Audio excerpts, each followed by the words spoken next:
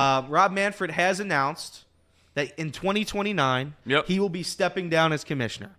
I don't know what your thoughts on this, Trace, are, but I'm going to tell you right now, this is one of, and I'm not kidding, this is one of the worst commissioners in the history of sports. He has done nothing for the game, nothing. I think there was a serious scandal under his belt with that Astros thing, and I believe he said, "Why would I do that? It's just a piece of metal," regarding the trophy. That's where he lost a lot of people, but correct, because that's an asinine thing to say. But here's the thing: whenever we sit here and say this guy's the worst guy ever, I'm not defending Rob Manfred, and I never will. Okay, I'm not such. Don't put me in that camp.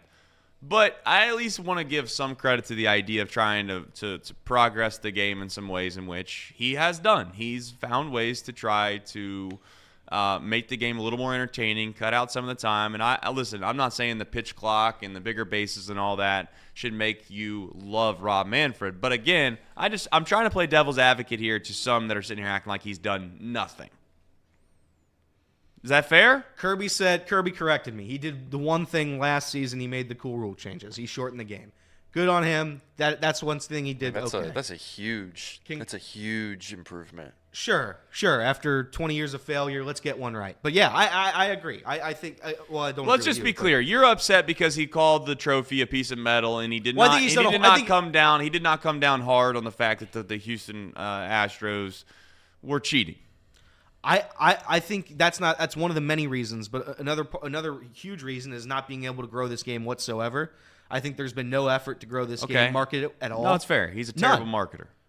None. Adam Silver is phenomenal at what he does. Adam Silver's phenomenal. Roger Goodell, love him or hate Roger Goodell's damn good at his job.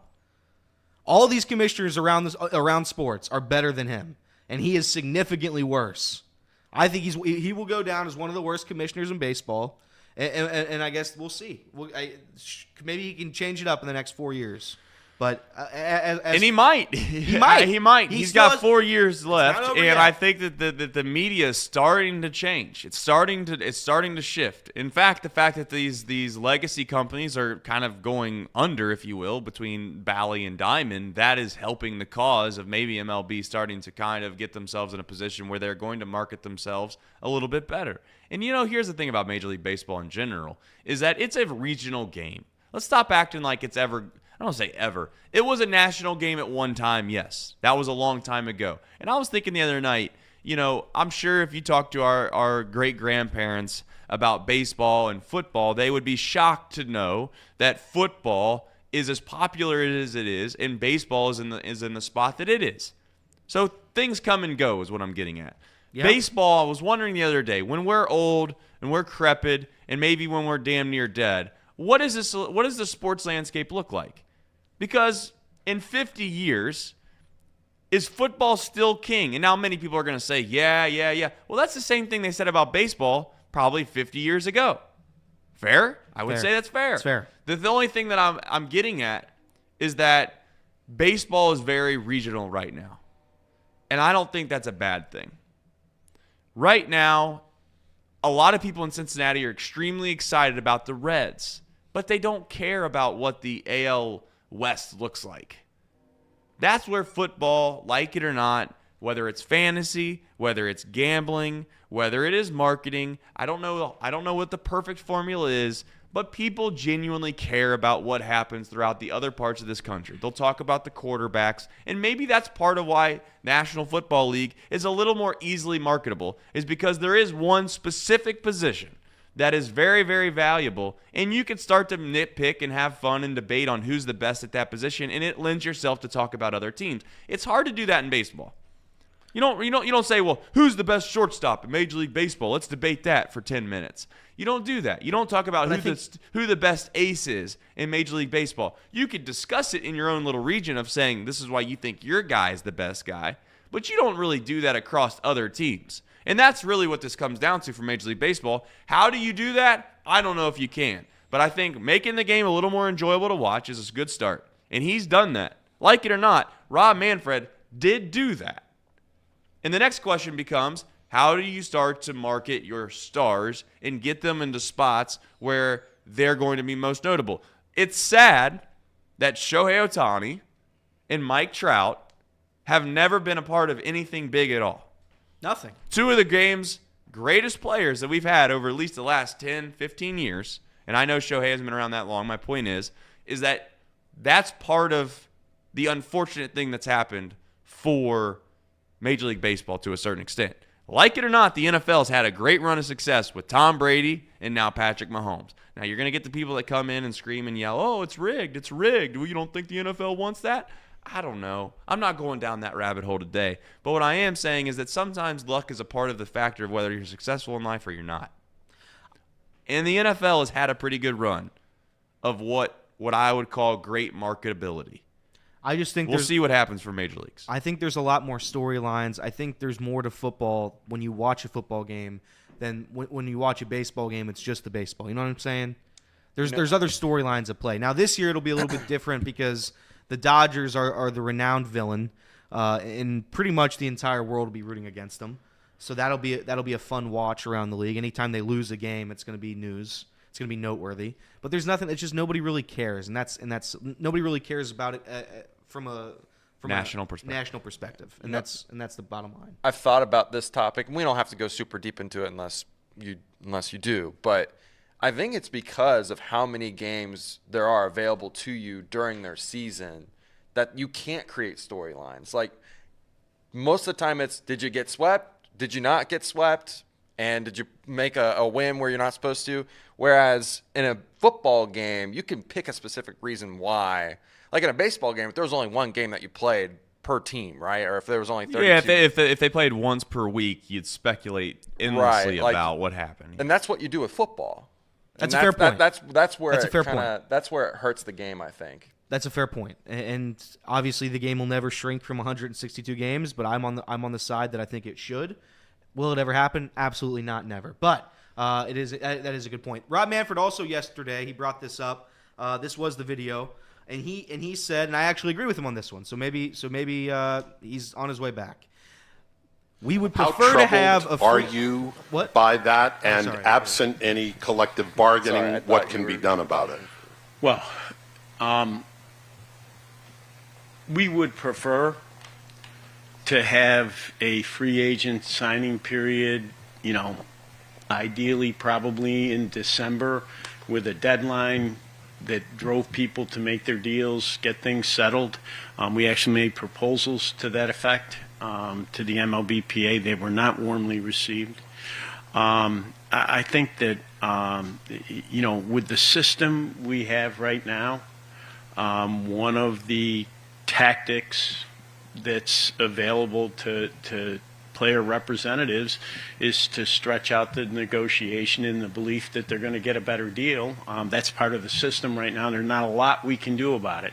But certainly from an aspirational perspective, we'd rather have, 2 weeks of flurried activity in December, preferably around the winter meetings where you're all there to write about it and, we all get excited about the upcoming year. That'll be a project in the next go-around.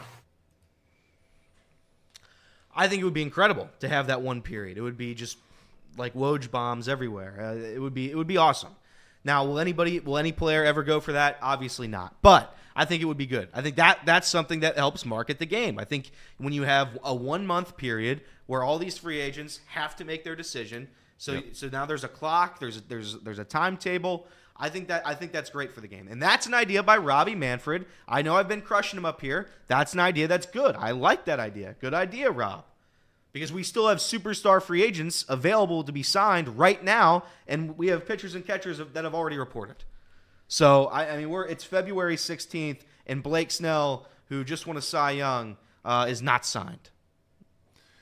Yeah, and it largely is because what Rob obviously just mentioned, which is when you're negotiating, more times than not, that you think that if you wait it out, there's going to be a breaking point where some team gets desperate and they decide to go for the extra $2 or $3 or $4 million a year, whatever it is that you're holding on to that you want. They might be inclined to do that. That's why you're going to see more times than not at the trade deadline one team overextend themselves and pay for something that maybe not be as valuable as it truly is because they're in a position where the fan base is excited, right? They have a chance to make the postseason, and they're going to probably overextend themselves to try to shore up a hole that they think can get them over the hump to get them in the postseason, and or if it's not to get in the postseason, it's to win a World Series. Yep. The unfortunate part is this for Major League Baseball. The problem that they're dealing with now started years ago, well before Rob became a commissioner. And that is that the Major League Baseball Players Association has so much power, so much leverage, so much belief in what ought to be, that it doesn't allow the game to move forward. And I'm not for the owners. I'm not sitting here suggesting that for a second that I'm an anti-player by any stretch of the imagination. But like anything in life, right? You have a corporation usually that is created. It gets big enough to where they have power over the common man. The common man realizes that they have no leverage, they have no power. So what do? They create a bond with all each other. Formalize, something called a union. Then the union gets to a point where it's so strong that it can do the same thing to the opposite side that it was trying to neglect or make sure that it wasn't going to get taken advantage of, and that's the reason it was created. Because greed exists everywhere. It seems like greed is the common thing that most of the time happens when you're starting to deal with massive amounts of money. It would be, and it's not going to happen because this is a utopian society, the one that I'm getting ready to talk about. It would be nice to think that the players would be able to see, you know what, for the betterment of Major League Baseball and for the betterment of this game, this isn't going to happen, okay? I'm going to keep referencing that because if I don't, people are going to think that I'm an idiot. That they can see that this is not good. It's not good that the Los Angeles Dodgers can go out and spend $5 billion and it have no repercussion at all on their franchise. The competitive balance, we all know, is a sham. It's not even close. If you want to sit here and suggest to me, well, look at the World Series champions. It's okay. Then why is this game not more nationally recognized or beloved? It's because of the fact that most of these small market teams, fans genuinely don't think they have much of a fighter's chance outside of a few, wait for it, windows. And those windows are when you actually have young guys that come up, right? And they have what you would call, they're getting underpaid of what they're actually producing. Can it be done? Sure. Has it been done? Yes. But again, we're talking about a few examples. We always want to bring up the Tampa Bay Rays. Every single time this gets talked about, it's the Tampa Bay Rays. Look at the Tampa Bay Rays. Well, I'm not going to suggest that since the Tampa Bay Rays haven't won a World Series, that shows that there's still a problem. No, the Tampa Bay Rays have been competitive. What I am suggesting, though, is you have a ton of other organizations. And we could go through the list of names. And then you could put the Reds in there. You could put the Pirates in there. You could put the Orioles in there. As of late, I get it. But you get my point, is that unless you're in a big market, the chances of you being excited for your season are slim to none. And the realistic chance of you feeling like you have a chance to win the World Series is another problem. Major League Baseball is still in an okay spot. It's just going to require two sides, which is obviously the owners and the Major League Baseball Players Association, to at some point realize that they've got to figure a way out to implement some sort of salary cap. And until that happens, you're going to have inequalities, and you're going to have an issue within, quote-unquote, growing the game. And you can call it marketing, call it whatever you want. But I know this. If Pittsburgh, going to call it Pittsburgh, we'll use the Pirates for an example. If they had just as good of a chance, if their ownership wanted to do it, of getting Shohei Ohtani, that would be good for the game. It would be good for the game if every organization in Major League Baseball thought they had a chance to get Shohei Ohtani. And what ultimately ended up happening? Shohei Ohtani knew he came up for free agent, and we talked about 3 or 4 franchises out of 30. Because we knew, everybody knew, there was zero realistic expectation of anybody else getting them. Justin Jefferson like it or not, there are teams right now convincing themselves that they can get Justin Jefferson. Yeah. All right.